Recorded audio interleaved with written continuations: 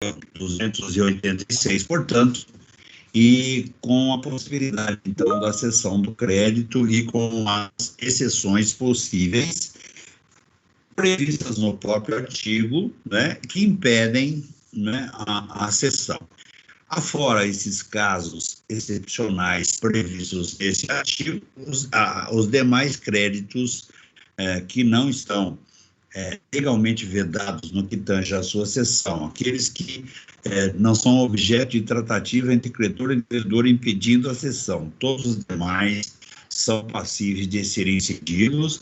Essa cessão pode ser a título gratuito, ou seja, nada recebendo em troca, pode ser a título oneroso, ou seja, recebendo um valor em troca, o que é, digamos, a situação mais comum, não é? Muito bem.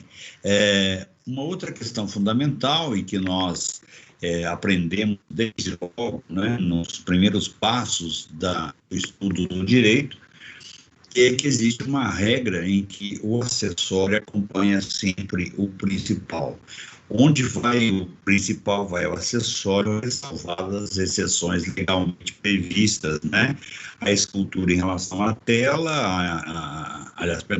a pintura em relação à tela, a escultura em relação aí ao material utilizado na sua confecção e a escritura em relação digamos, ao conteúdo, à ideia lançada, então, nesse escrito. Afora esses três casos, né, prevalece o princípio fundamental de que onde o acessório vai, onde vai o principal, junto irá o acessório, né? Aqui no caso da cessão de crédito, quando se cede o crédito, se cede também tudo aquilo que a ele se encontra agregado, por disposição expressa do artigo 287, salvo disposição em contrário, na cessão de um crédito abrangem-se todos os seus acessórios.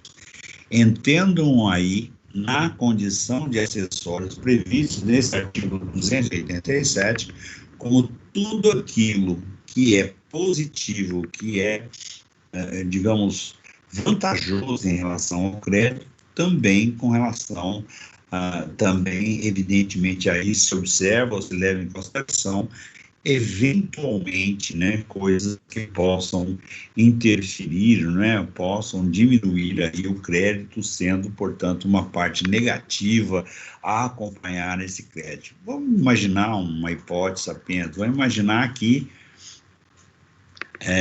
digamos, ao crédito está aliado, por exemplo, primeiro, multa de mora. O fato do devedor não cumprir o pagamento da obrigação no prazo regulamentar, ele será penalizado, né, com uma multa, né? Vamos imaginar que essa multa seja 10% do valor do débito em aberto. Ele ainda terá esse débito, né, atualizado monetariamente, ele ainda terá a imposição de juros, né? E se porventura o credor utilizar-se de mecanismos que tenham custos, né, que tenha custo para obter o recebimento da dívida, ele também arcará com esses custos, né? São acessórios do crédito, são acessórios, portanto, dessa dívida. É dívida esta que para o devedor digamos, negativa, né? Tem um aspecto negativo, e para o credor, portanto, representa um direito. Então, salvo disposição em contrário, na cessão de um crédito abrangem-se todos os seus acessórios. Onde vai o principal, junto vai o acessório, né? Muito bem. Um outro aspecto importante do artigo 288 é ineficaz em relação a terceiros a transmissão de um crédito, se não celebrar-se mediante instrumento público ou instrumento particular, revestido das solenidades do parágrafo 1º do artigo 654. O 654, ele prevê, na verdade, a descrição pormenorizada do crédito, né? A sua, digamos, qual é o valor do crédito, quais são os acréscimos, se existirem, em que casos esses acréscimos existem, quem é o credor, quem é o devedor, onde, qual é o lugar do pagamento e assim sucessivamente. São as exigências previstas aí para, conforme o que consta neste artigo aí. Então, é ineficaz em relação a terceiro. Então, o que é que esse artigo está nos informando, né? Numa relação jurídica obrigacional, você tem de um lado da relação, digamos, o lado positivo, você tem o credor, do lado negativo, você tem o devedor, né? Então, se você for analisar, né, a situação destas duas pessoas, você verá que o A é o credor, B o devedor, né? Então, você tem né? 2. Todas as demais pessoas que integram a sociedade em relação a este negócio celebrado entre A e B são terceiros. São terceiros. Por que terceiros? Você tem credor 1, né, devedor 2. Todos os demais vão ou começa, evidentemente, a contagem no 3. Então, todos os demais são terceiros. O negócio celebrado entre A e B, que são parte integrantes da relação jurídica, né, é evidente que eles, ao estabelecer a relação jurídica, submetem-se a ela.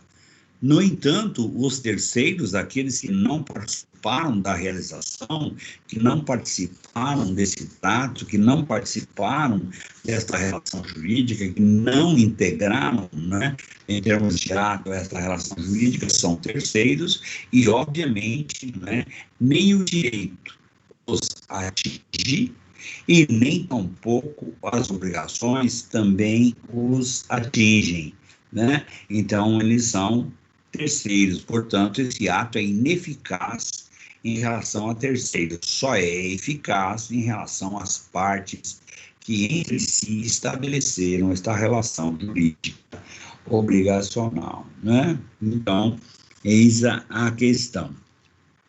Depois aparece aqui nesse mesmo artigo, né, a questão do instrumento público e instrumento particular.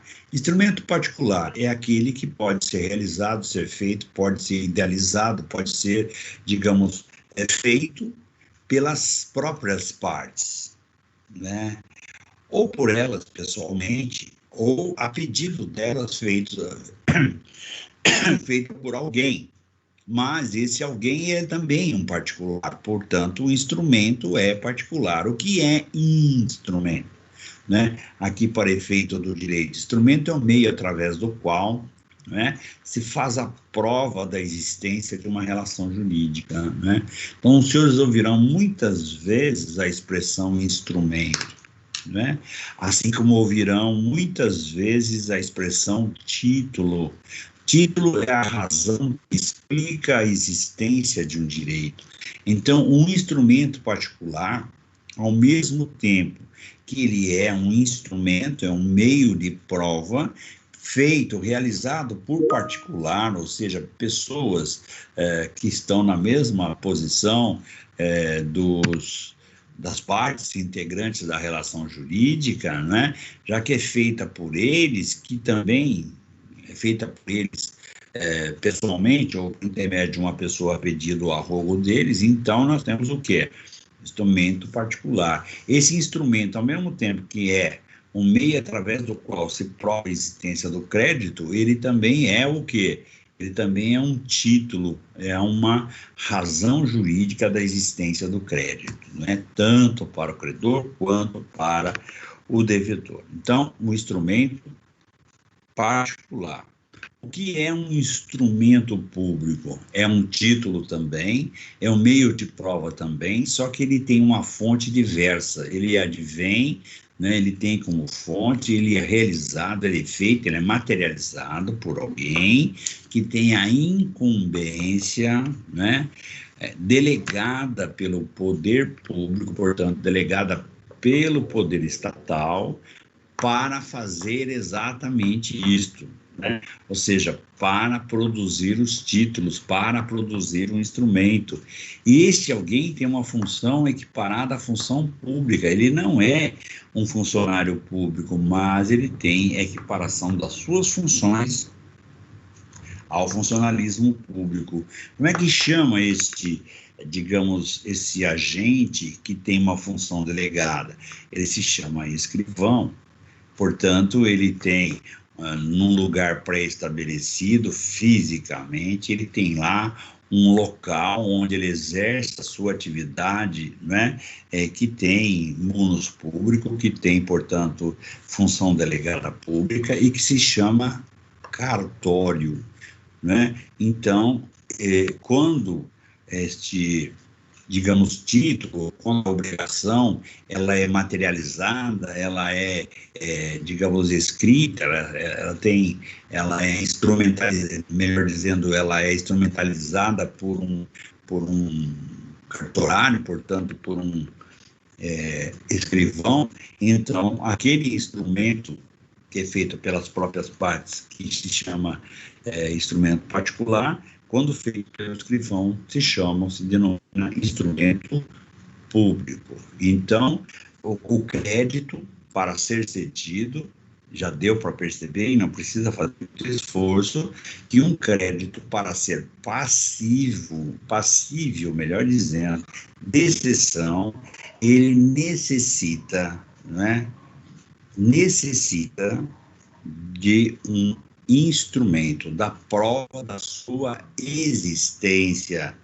Porque se assim não fosse, seria possível a qualquer mortal produzir, digamos, escrever um papel que ele seria credor de alguém, esse alguém seria o seu devedor, e esta coisa teria um valor, e ele então colocaria, digamos, isso para ser objeto de negociação, receberia um dinheiro por isso, e depois, evidentemente, este título não teria lastro, não teria base, não teria razão de existência, né? É um título absolutamente frio, né? Ou seja, desprovido de lastro, desprovido de base, desprovido de fundamento. Então, é isso a questão, né?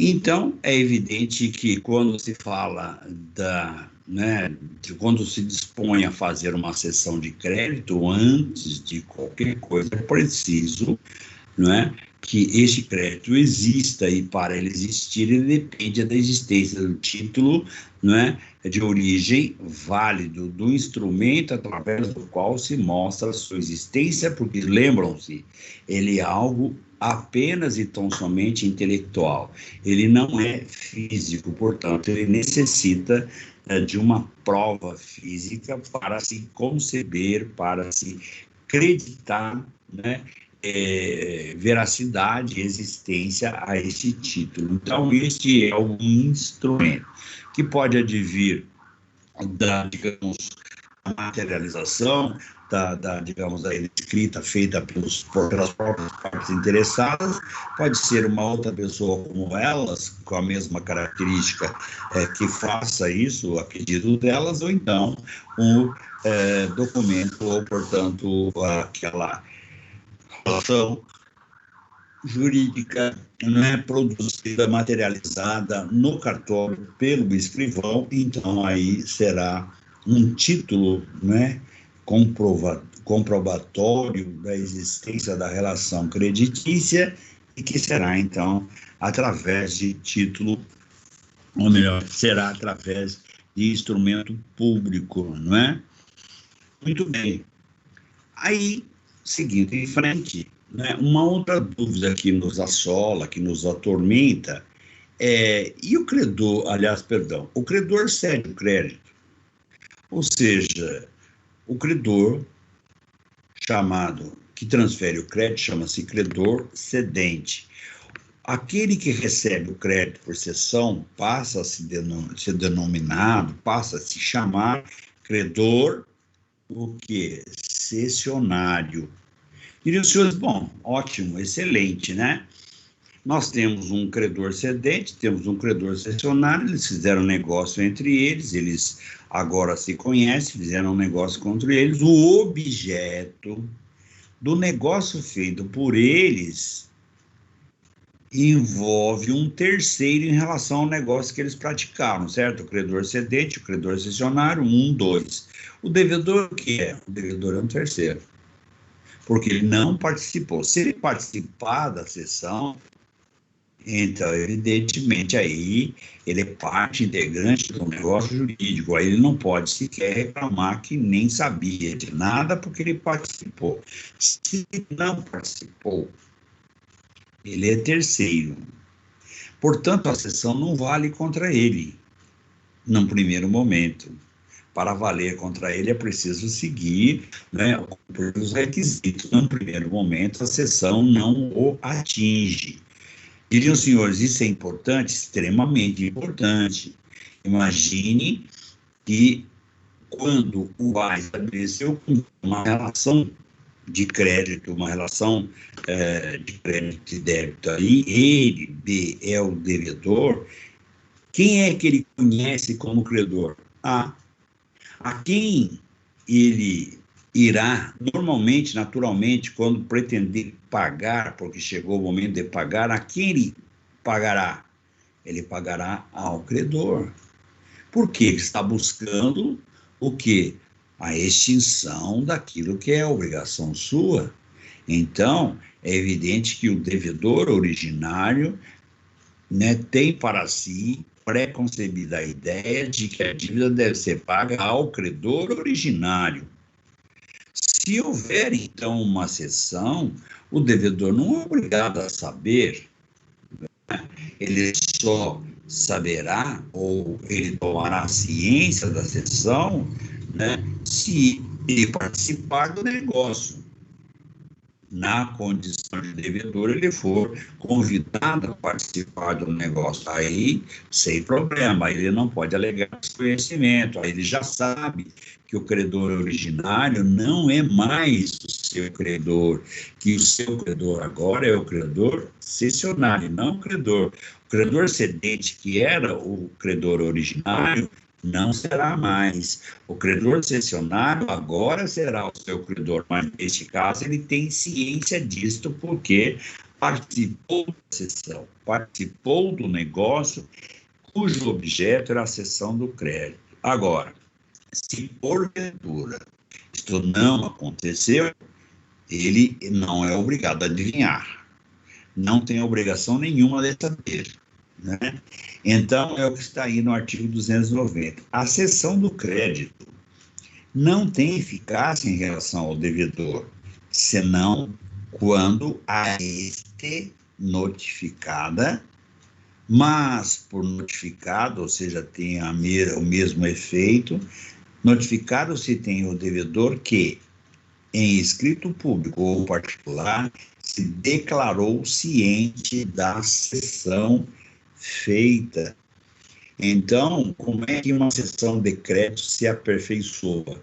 De duas maneiras. Primeira, o credor cedente cede o seu crédito ao credor cessionário e no negócio participa na condição de ter ciência, portanto, dando sua ciência deste negócio o devedor. Então, não é necessário notificá-lo. Não é necessário, portanto, comunicá-lo a despeito desse negócio. Ele já sabe. Se assim não for, e normalmente, ou na grande maioria dos casos, assim não é, então, assim que o credor cedente e credor cessionário terminarem um negócio, encerrarem um negócio, não é? O credor cessionário fica obrigado a notificar, a comunicar, a chegar para o devedor e dizer: devedor, presta atenção, a partir de agora, você não deve mais ao credor cedente. Você não pode pagá-lo. Se você o fizer, a partir desta comunicação, o pagamento não terá eficácia. Eu cobro de você a dívida, mesmo que você já tenha pago.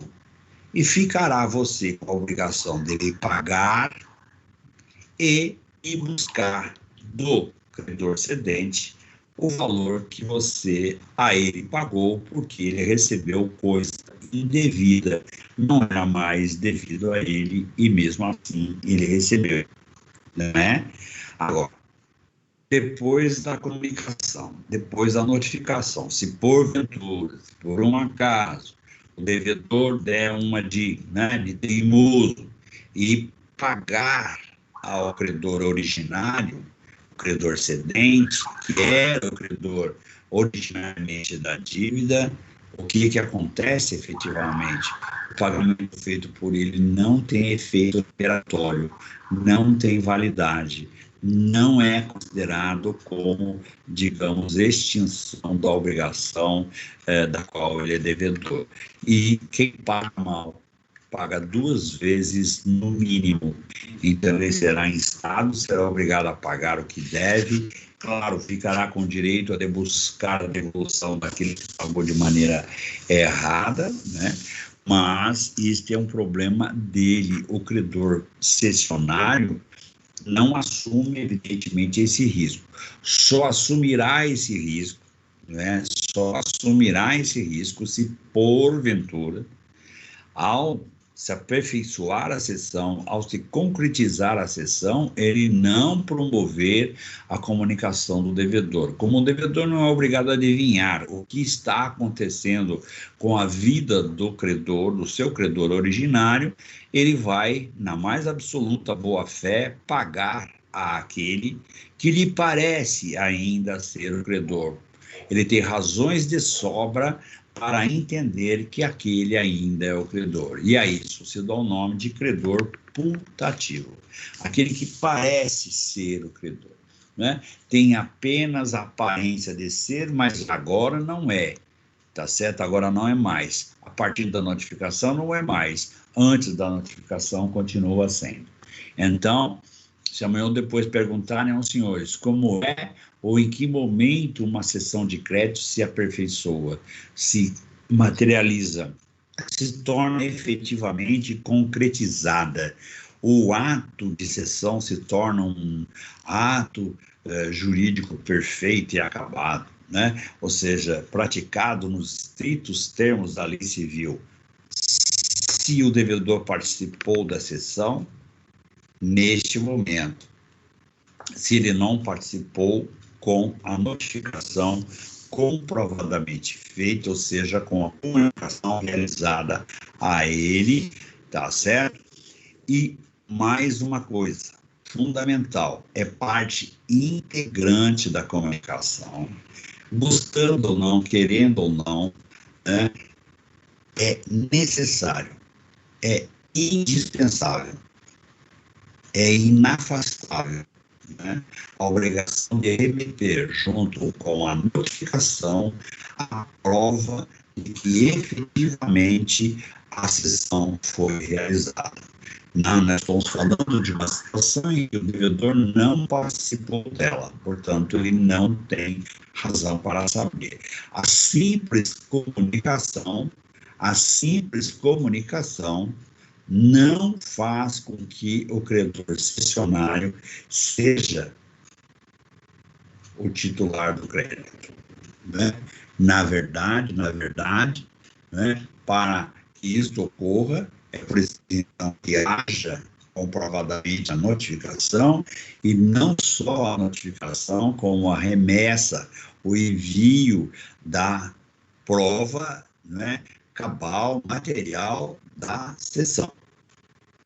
E a prova da cessão é exatamente o negócio praticado entre o credor cedente e o credor cessionário. Ok? Como é que se chama isso?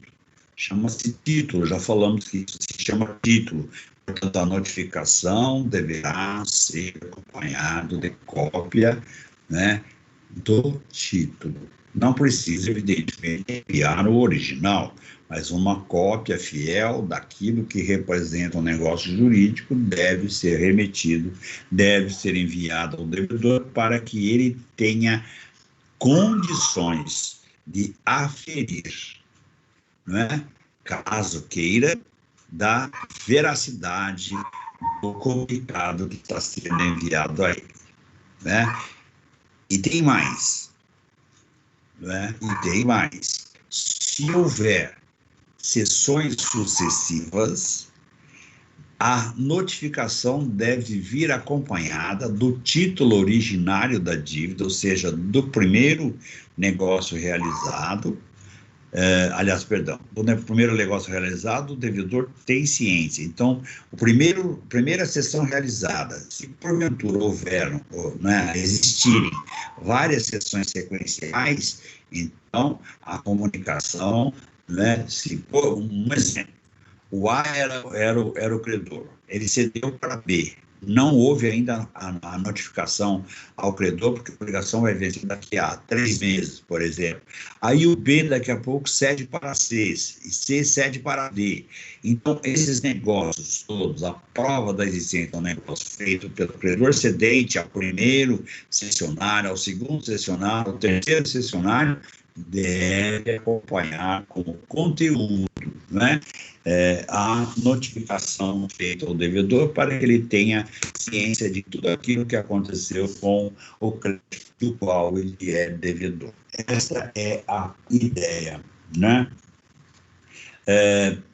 Isso está no artigo 291, ocorrendo várias sessões do mesmo crédito, prevalece a que se completar com a tradição do título do crédito cedido. O que é a tradição? É a entrega do título. Então, não basta fazer só a cessão do crédito, é preciso que, na cessão do crédito, se integre, faça parte integrante dela, né, com menção expressa nela, da existência do título que dá origem à dívida, que dá origem ao crédito, né?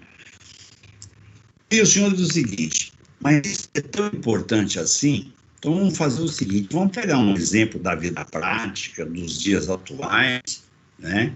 Que os senhores, por exemplo, já se formaram, já se tornaram aí profissionais de direito, são advogados de uma entidade financeira, são advogados de um banco, estão lá na diretoria jurídica de um banco, né? E, de repente, o banco diz assim, olha, nós estamos precisando de dinheiro, né? Vamos fazer aqui vamos mudar, digamos, a ordem das coisas, vamos fazer uma eleição de negócios diversos, vamos mudar o perfil do nosso produto, vamos fazer o seguinte, vamos colocar no mercado, né, creditício, vamos fazer uma cessão dos nossos créditos para alguém, né? Tá certo? Fazer cessão dos créditos para alguém, tem lá um devedor, então pegaram um conjunto de créditos, devedor A, B, C, D e tal, então vamos ceder isso aqui. Então, eu sou o banco X, e o banco Y se interessou pela aquisição dos recebíveis, mais ou menos assim chamados, com essa terminologia mais simplória, né? E os senhores, evidentemente, alguém vai perguntar para os senhores, bom, doutor, e agora, como é que nós materializamos tudo isso? A primeira coisa, vamos fazer o quê? Vamos fazer a materialização do negócio, a cessão do crédito, certo? Ou dos créditos, nesse caso. E depois nós vamos pegar, né? Quer dizer, tem que, evidentemente, dizer aí para o adquirente, que também vai trazer o seu causídico junto, que vai dizer e vai concordar com a gente, quer dizer o seguinte, bom, a partir da sessão realizada aqui, nós vamos notificar todos os devedores para, né, o vencimento da dívida nos pagar, porque agora o titular do crédito somos nós. Então, e está aqui o título, quer dizer, quando houver a cessão, o credor cedente obrigatoriamente deve entregar. Isto é a tradição prevista nesse artigo, né? O instrumento, a prova da existência do crédito, ou seja, o título originário da dívida, aquele ato ou negócio jurídico que deu origem à existência da dívida, né? Por quê? Porque, como eu falei e eu repito, Como esse negócio é um negócio intelectual, imaterial, se não houver prova efetiva da sua existência, tende-se a entender que a coisa não existe, né? Então, a transmissão de coisa inexistente é também inexistente. Tá certo ou não? Então, essa é a ideia. Então, a razão, a concepção originária de todas as exigências que os senhores enfrentam nos artigos da lei civil é exatamente em razão da característica fundamental daquele objeto que está sendo, digamos, negociado, está sendo objeto de um negócio jurídico, né? Tanto é verdade tudo que já dissemos até então, que o artigo 292 esclarece de vez e ratifica, confirma, portanto, aquilo que nós já dissemos aos senhores.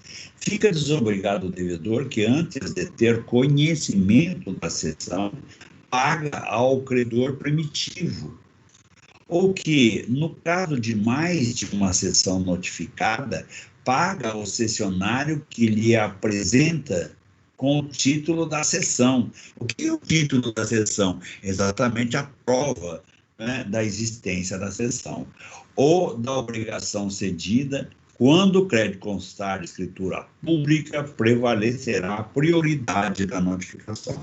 Ou seja, se amanhã ou depois eu tenho digamos, uma sessão feita por instrumento público, sessão por instrumento particular, né, evidentemente tem prioridade na comunicação que o devedor receber, ele então tem prioridade na pública, né? É claro que ele deve ponderar isso da maneira adequada para não pagar a quem já não seja mais o credor. Surge aqui uma curiosidade, uma dúvida, e ela é pertinente, ela né, tem toda a razão de ser, e assim, puxa, o credor, ele cedeu o crédito que ele tinha para alguém, então ele é o credor cedente, credor cessionário, e o credor cessionário não teve tempo suficiente para fazer a notificação, para notificar o devedor. E o devedor paga ao credor originário. O credor originário, ao receber, mesmo tendo ciência de que cedeu o seu crédito, já não é mais o credor, ele assume a obrigação de devolver o que recebeu diretamente ao cessionário do crédito. Por quê? Porque o recebimento feito por ele é indevido. Então, ele recebeu indevidamente algo. E, neste caso, ainda, ele responde, né, por perdas e danos, porque ele recebeu conscientemente algo que não lhe pertencia mais e ninguém melhor do que ele tinha ciência disso. Então, ele agiu dolosamente, ele estava de má fé e, evidentemente, deu margem, deu aso, deu origem a uma situação jurídica conflitante, porque é claro, é evidente, não precisa fazer muito esforço, que aquele que adquiriu o crédito tem todo o interesse em cobrá-lo, né? E ao cobrar de um devedor que não tinha ciência desta cessão, é claro que vai gerar um conflito. Ele vai dizer, não vou pagar você, não te conheço, você não me apresentou nada, não fez nada, enfim. E eu já paguei lá o credor originário, você fala com ele, se vira lá com ele, né? Certo? Eu não paguei mal, eu paguei exatamente da maneira correta. Então, se eu paguei da maneira correta, o problema agora não é mais meu, o problema é seu. Então, é por essas e outras razões que nós somos obrigados a observar, interpretar, seguir as normas constantes, não só da lei civil comum, como é o caso aqui que estamos tratando neste momento do Código Civil, que é uma legislação civil comum, né, aplicável a todos os integrantes da sociedade brasileira, né, quer os natos, né, os brasileiros natos, quer os estrangeiros aqui residentes em caráter permanente, quer aqueles que optaram pela cidadania brasileira, os chamados brasileiros naturalizados, né, que assumiram a naturalidade brasileira, evidentemente, com a aquiescência, com a concordância do Estado brasileiro, né? Então, a lei civil se aplica a todas essas pessoas indistintamente, assim como aplicáveis são a todas as pessoas também com as mesmas características as leis civis especiais. Os senhores aprenderam no primeiro ano do curso dos senhores que o direito, né, civil, portanto, a nossa matéria aqui, ela é integrada pela Lei Civil Comum Geral, Código Civil, e pelas leis civis especiais, ou seja, leis que vão surgindo, né, com, digamos, a manutenção da Lei Civil Geral, que é o Código Civil, e, a par da Lei Civil, outras leis vão surgindo com o passar do tempo, né?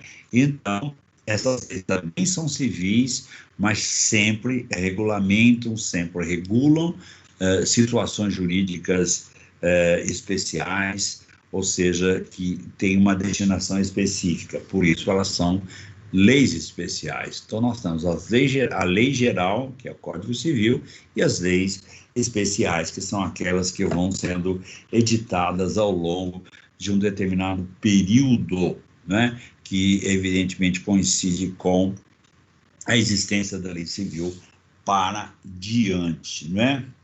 Muito bem. Uma outra questão fundamental, né, muito interessante, né? Independentemente, então diz o artigo, independentemente do conhecimento da cessão pelo devedor, pode o cessionário exercer os atos conservatórios do direito cedido. Aí o aluno diz assim, puxa, esse artigo, né, ele é difícil de alcançar a compreensão, né? Na verdade, não, né? Porque notem os senhores o seguinte, isso é um princípio genérico, né? É um princípio geral do direito civil. Todo aquele que é detentor, todo aquele que é titular de um direito, tem para si, além do objeto em si, ou do direito incidente sobre o objeto, o direito de preservá-lo, o direito de praticar os atos próprios ilícitos, no sentido de conservá-lo, no sentido de fazer com que ele não pereça, e também no sentido de trazê-lo de volta para o seu controle, de recuperá-lo, caso injustamente ele vá, digamos, sofrer a detenção por uma outra pessoa, por qualquer que seja o motivo, em razão da prática de ato ilícito, né, voluntário, e então esta coisa pode estar, digamos, em lugar não devido ou indevido, se preferir. Diz, eu não entendi nada dessa conversa. Então é o seguinte, imagine a seguinte situação. Senhores, né, eu vou sempre insistir com essa questão dos senhores serem um agente financeiro, porque fica mais fácil de vivenciar. Por quê? Porque quando nós nos largamos, nós digamos, nos dirigimos para uma determinada atividade e que o objeto desta atividade passa a ser o nosso foco. Então, imagine você, digamos, resolveu, não vamos tirar um pouco o banco da Berlinda. Você resolveu montar uma factory, você tem um dinheiro e você resolveu trabalhar com esse numerário, trabalhar com esse capital. Você, então, está comprando créditos, né? Digamos, você compra, o sujeito tem lá um crédito, hipoteticamente, tudo que estou falando aqui é hipotético, ok? Então, o sujeito tem lá um crédito lá de 100 mil reais para receber, digamos, em 10 parcelas de 10. Aí ele vem até você e diz, escuta, eu estou precisando de dinheiro, eu tenho um crédito aí de 100 mil para receber, mas eu vou começar a receber o mês que vem, vai demorar 10 meses para eu receber os 100 mil reais. Eu estou precisando de dinheiro hoje. Você não quer comprar esse crédito? Não, normalmente é assim que as pessoas se relacionam nesse tipo de negócio. Quer comprar o crédito? Quer dizer, não é comprar, né? Você não quer receber esse crédito por sessão e pagar um valor, mas as pessoas já pegam e já usam uma sinonimia logo. Você não quer comprar o crédito? Não. Aí pensou, olha, 10 meses e tal, uma taxa de juros assim, assado. Então ele faz o quê? Ele faz uma espécie de fluxo de caixa descontado, né? Ou seja, quanto vale esse crédito hoje? Ele vai ser liquidado em 10 meses. Hoje, quanto ele vale? Aí você olha e diz assim, olha, até me interessa. Eu pago, digamos, 60% do valor dele. O credor diz, não, 60%, 60 mil antecipadamente. É alto, eu estou fazendo só um exemplo, tá? Só estamos criando um exemplo hipotético. Não tem nada de real aqui. Então, muito bem. Então, aí ele diz, não, eu cedo meu crédito por 60, então. Tá certo ou não? Cedo, não tem problema não. E fazem um negócio, né? Fazem um negócio. O devedor não está sabendo. O devedor ainda não foi comunicado. Então, os dois se juntam, vão, digamos, num cartório, vamos imaginar que seja no cartório, combinam, vão lá no cartório, fazem o instrumento da sessão, né, do crédito direitinho, aí o centro pega uma pastinha, como é normal, tudo dentro direitinho, né? Quer dizer, aquela comprovação da dívida originária, o título da sessão, tudo certinho. Aí diz, não, quando eu chegar, vou levar isso lá para o meu advogado, ele vai comunicar, ele vai notificar o devedor e está tudo certo. E ele sai ali do cartório, vão tomar um café e tal, e eles que estão lá tomando café, chega um cidadão lá e resolve achar, por qualquer que seja a razão, que a pasta que portava lá o cessionário, né, estava recheada de dinheiro, né? E ele, então, leva a pasta embora. E junto com a pasta, evidentemente, vai o quê? Vai o título originário da dívida, vai o instrumento de cessão. Ele agora não tem prova nenhuma de que ele é credor de coisa alguma. Por quê? Porque o título se foi. A prova material da existência do título, né, se foi. Né? Então, ele ainda não deu conhecimento de nada disso ao devedor. Então agora eu não vou poder fazer nada. O que eu posso fazer? Não posso fazer nada, porque o devedor não sabe. Né? Eu ia dar ciência a ele, mas não dei. O ladrão levou embora a prova material da existência do crédito. Puxa, eu vou ter que voltar lá no credor, falar com o credor, chega para o credor originário, o cedente, e diz, você tem que providenciar aqui os atos. Não tem nada a ver com isso. Eu cedi, entreguei o título, você perdeu o negócio. Então agora você que tem que correr atrás. Ele fala, puxa, mas eu posso? Aí ele vai lá e diz, não, a primeira coisa que eu vou fazer uma denúncia, né, já que furto é um delito, é um crime, né? Ou, se foi roubo, então mais agravado ainda, né? Quer dizer, é um delito também. Eu vou lá na delegacia de polícia fazer uma ocorrência, né? O famoso BO, né? Boletim de ocorrência. Ou seja, um relato da existência do delito, né? Chega lá, seu delegado, aconteceu isso, tá? E eu só tenho comigo aqui o recibo do cartório, eu paguei lá no cartório e esse sobrou que estava no meu bolso, né?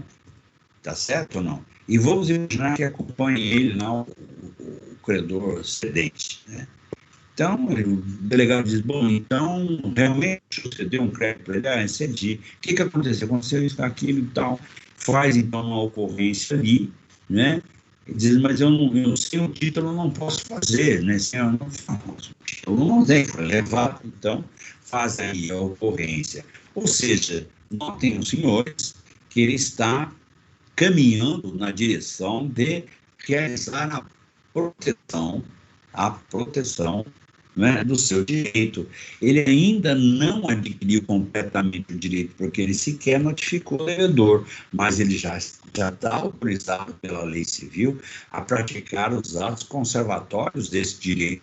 Ora, se assim não fosse, nós chegaríamos à conclusão esdrúxula, né, espantosa até, na verdade, de que ele não pudesse praticar atos conservatórios, né, ou de, digamos, preservar o seu direito, e, evidentemente, esse direito se esvairia, né? Na verdade, nós teríamos um titular do direito que, digamos, tem o direito de lutar, o direito de protegê-lo, acéfalo, ou seja, sem possibilidade. Então, é por isso que o direito dá a chamada proteção, né, de um direito ainda que não completamente adquirido, mas que necessita da prática de um ato neste momento para preservá-lo, para fazer com que ele continue existindo, porque em algum momento, né, se não praticar esse ato de conservação atualmente, o que vai acontecer? Quando,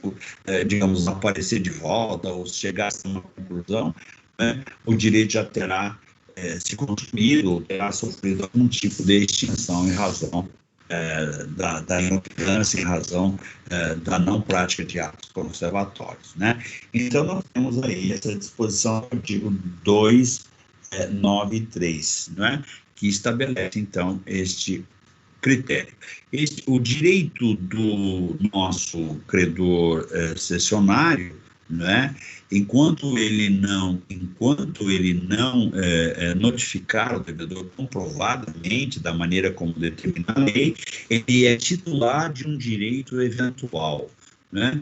Então, os titulares de direito eventual recebem da lei, né, quando se contempla tal coisa, o direito de realizarem atos destinados à manutenção, conservação, né, desse direito, tá certo? No sentido de protegê-lo, né?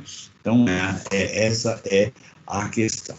Diriam os senhores o seguinte: tem mais algum efeito a prática desse ato conservatório? E a resposta objetivamente é sim. Se porventura o devedor resolver dar uma desperto, sabendo que o título sumiu, que ele vai ser comunicado em algum momento, quer pelo credor cedente, quer pelo cessionário, quer por ambos, de que o título foi subtraído do poder do credor cessionário, tá certo ou não? Ele pode resolver dar uma desperto, dizer, bom, agora eles não têm prova que eu devo, né? Só eu tenho essa prova, e eu não vou pagar, pronto. Se eles não apresentarem o título, eu não pagarei, né? Aí diriam os senhores, poxa, que ideia brilhante teve o devedor. Não, não teve, né? Parece ser. Em direito, aquilo que parece ser, muitas vezes não é.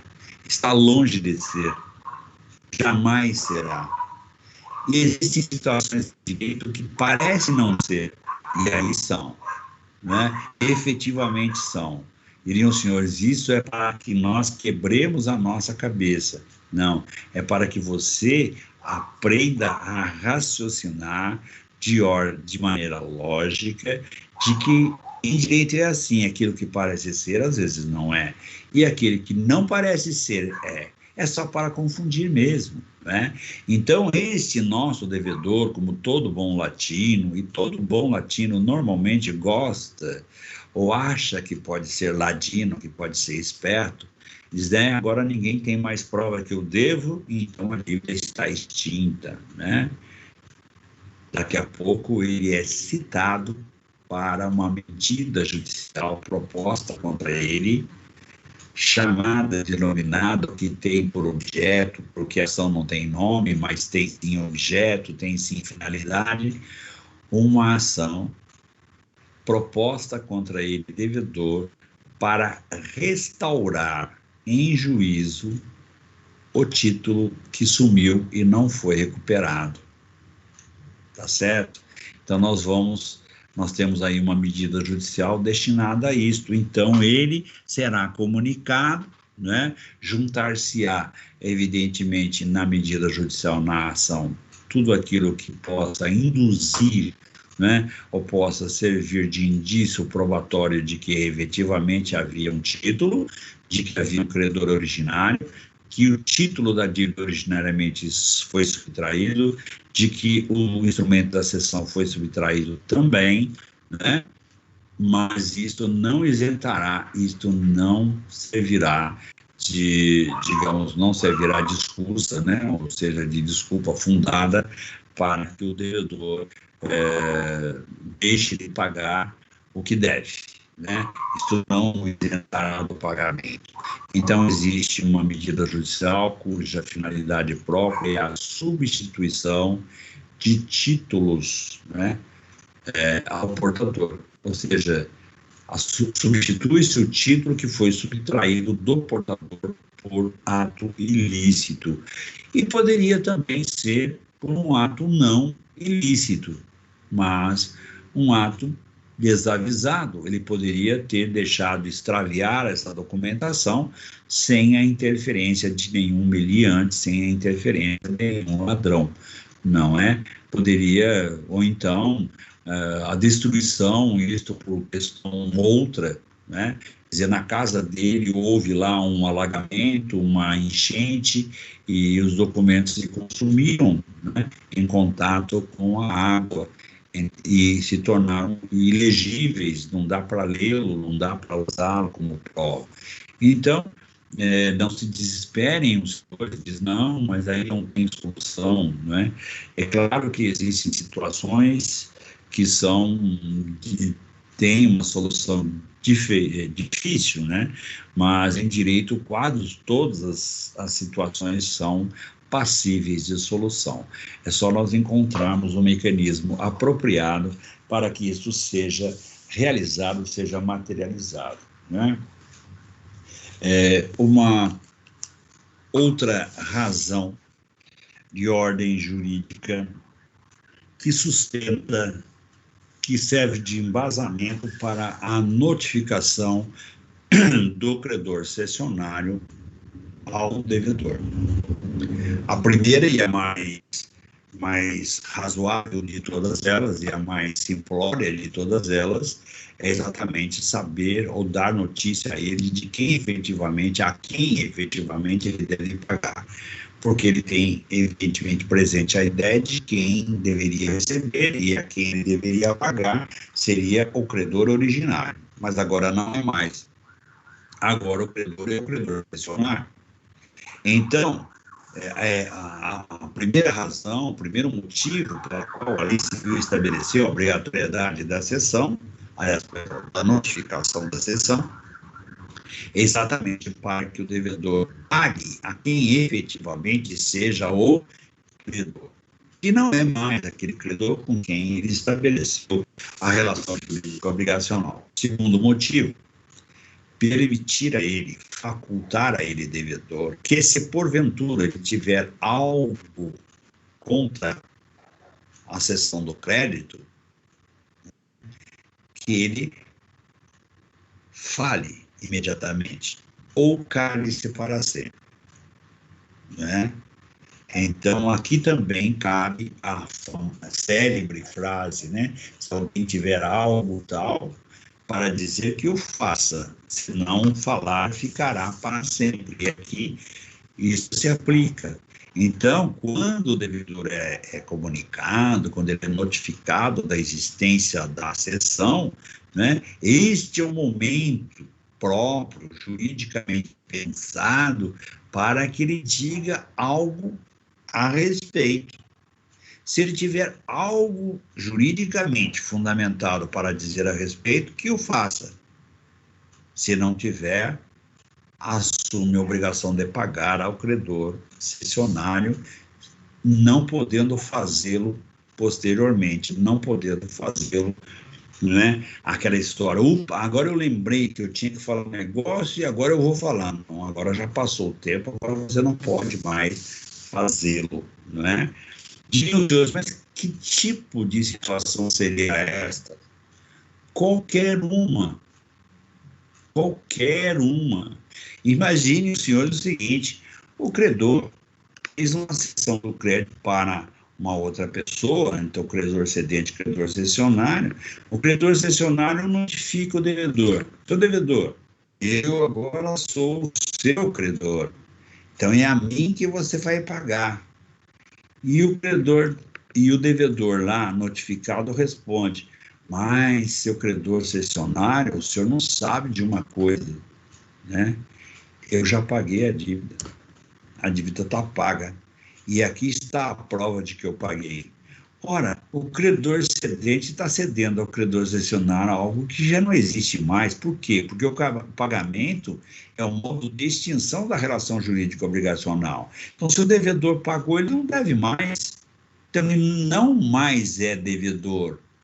Mas o credor cessionário, melhor dizendo, desculpe, não sabe disso, né? Está tomando ciência agora.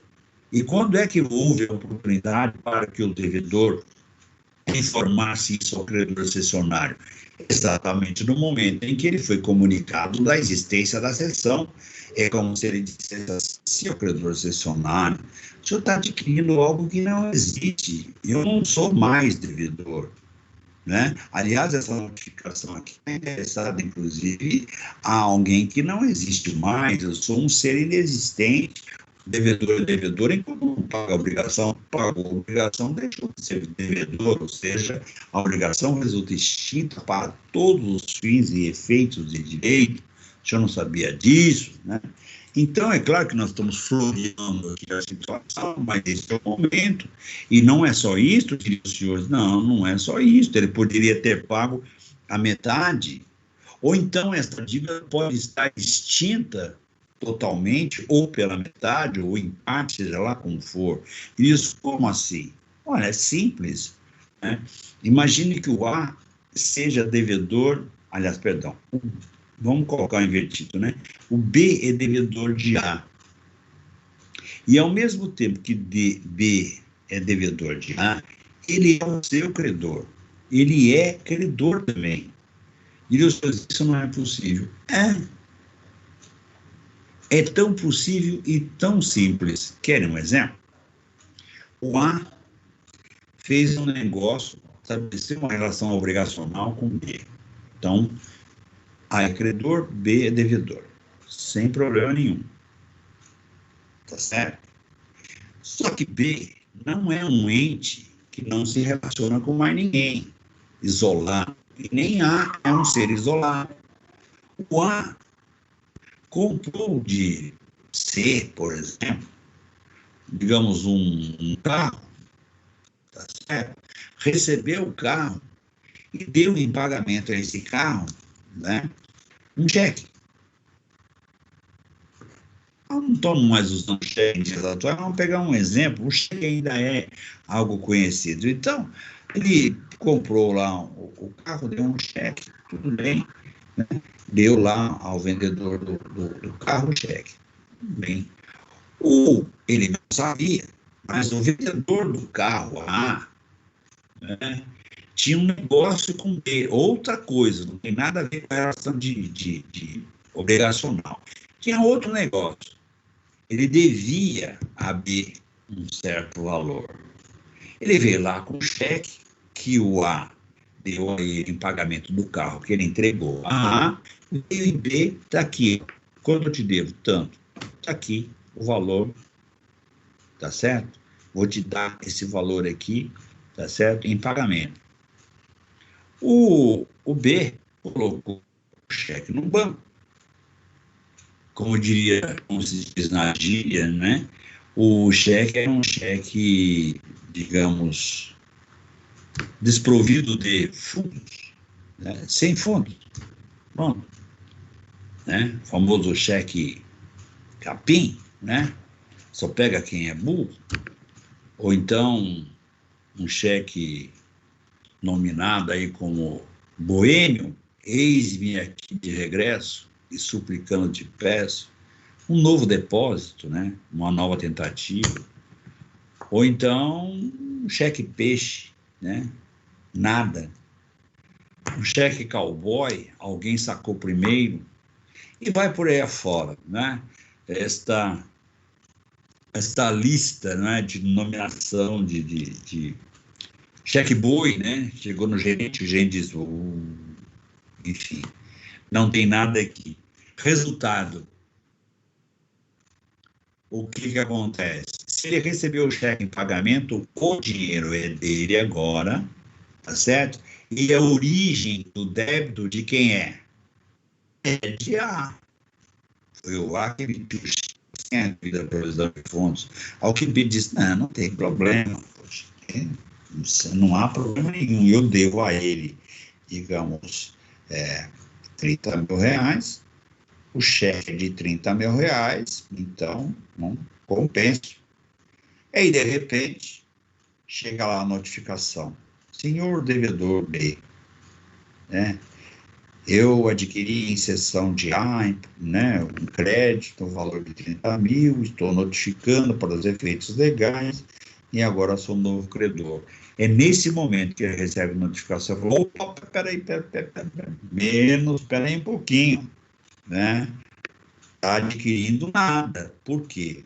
Porque, né, eu devo realmente a esse valor que você está me notificando, dizendo que é um novo credor, só que A também me deve, né? Então, se A me deve o mesmo valor que eu devo a ele, eu nada devo a ele e ele nada deve a mim. Estamos compensados. Então, você está adquirindo algo que não existe, está adquirindo algo que não tem o menor significado jurídico, não é um bem passível de cessão. Portanto, né, esse é o momento, por isso a notificação.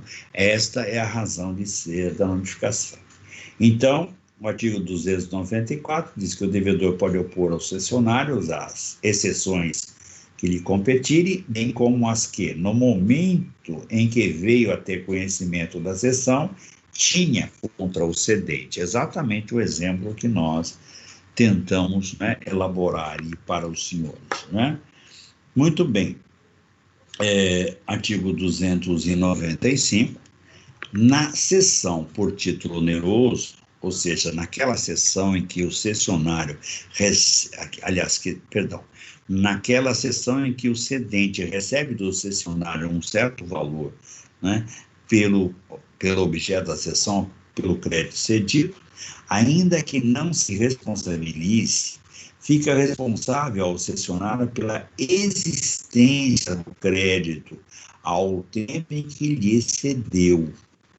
A mesma responsabilidade lhe cabe nas cessões por título gratuito, se tiver procedido de má-fé. Na verdade,